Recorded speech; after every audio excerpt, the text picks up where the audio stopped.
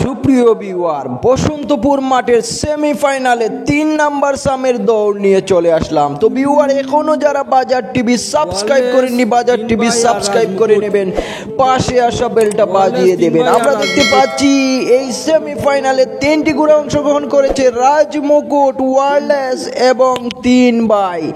দেখা যাক ভিউয়ার, শেষ পর্যন্ত এই 3টি ঘোড়ার মধ্যে কোন ঘোড়াটি বিজয় অর্জন করে। আমরা দেখতে পাচ্ছি এখনো আছে রাজমুকুট ঘোড়াটি এগিয়ে, আর মধ্যখানে আছে ওয়ারলেস ঘোড়া, আর তার পিছনে আছে 3 ভাই ঘোড়া। দেখা যাক ভিউয়ার, শেষ পর্যন্ত কোন ঘোড়াটির ক্যাপাসিটি কতটুকু দেখাতে পারে।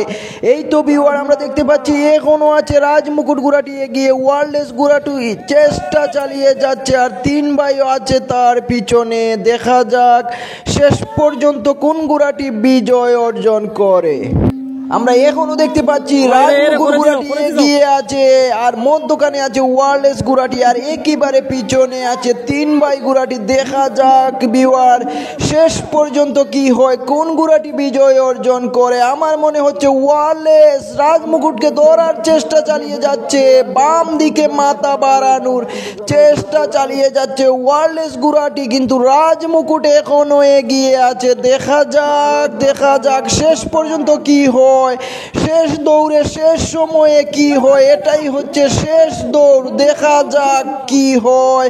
আমরা এখনো দেখতে পাচ্ছি রাজমুকুট ঘোড়াটি এগিয়ে আছে, মধ্যখানে ওয়ারলেস, আর 3 ভাই পিছন থেকে চেষ্টা চালিয়ে যাচ্ছে। দেখা যাক শেষ পর্যন্ত কি হয় এবং কোন ঘোড়াটি বিজয় অর্জন করে।